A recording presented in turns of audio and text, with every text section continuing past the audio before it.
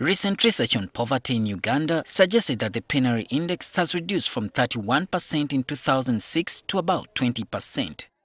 However, according to the World Bank, the biggest number below the poverty line are the elderly. This is the reason why the Ugandan government set up the Social Assistance Grants Empowerment Program in 2010 to help ease the suffering of the poor elderly.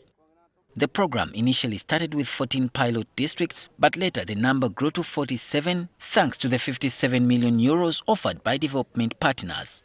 However, the program, which was expected to roll out countrywide, is yet to kick off due to budgetary constraints.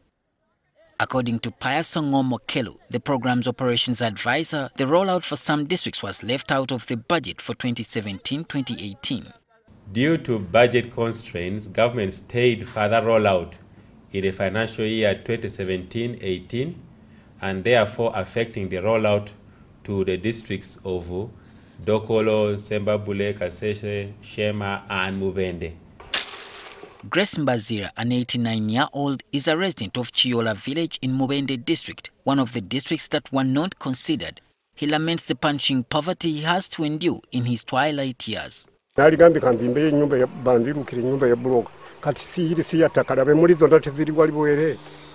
Just like Mbazira, Margaret Nantong of Madudu village is also in dire need of a handout of poverty.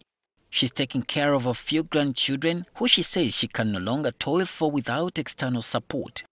Tusaba gavumenti etuyambe etuwe kasente napo tusobole okwebezaawo ngafu abakadde. Tuulireyo babawa naye ffe Mubende tetufunangayo wadde n'akamu. However, their counterparts in Chiboga district received the senior citizens grant, but for 6 months now, the money has not been coming.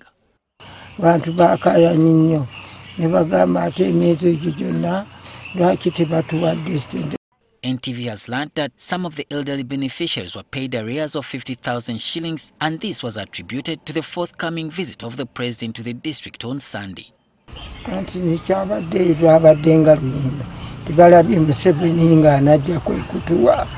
Government committed 11.7 billion shillings annually to the rollout program, but even halfway through the budget year, the Ministry of Labour, Gender and Social Development, which supervises the project, has only received a quarter of the funds. It may not have released the full 11.75 billion, but we still have 1/4, and we're very optimistic that it will eventually cover the 11.75 billion shillings. Of the anticipated 1.3 million elderly persons in the country, only about 300,000 receive a handout. In March 2017, donors stayed the approval of the second phase of funding for the elderly following the persistent failure by government to fulfill its commitment. Part of the letter which NTV obtained a copy reads, and I quote, "As a result, we propose to delay the movement of the program into full implementation phase in order to give us time to reappraise the agreement that we have with the government of Uganda."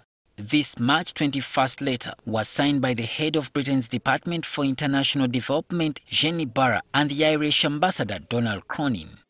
Many say the misappropriation of funds was the cause of the suspension of donors' support, but the Ministry of Gender denies the allegations. Have not seen anywhere where corruption has been reported on this program. In any case, I think they want to see this program roll out because of the best practices that have been experienced. There are now proposals to increase the eligibility age for the SAGE program from the constitutional 60 years in order to get a smaller number that would be easier to manage when the program rolls out countrywide. But in the interest of the limited resources, in actual sense, the debate now has been that can we, to enable government to roll out this program immediately, we should be considering raising the age so that you have a common and uniform age across the country. Our efforts to find the Ministry of Finance officials to clarify on the budgetary issues in the SAGE program have proved fruitless. Solomon Kawesa, NTV.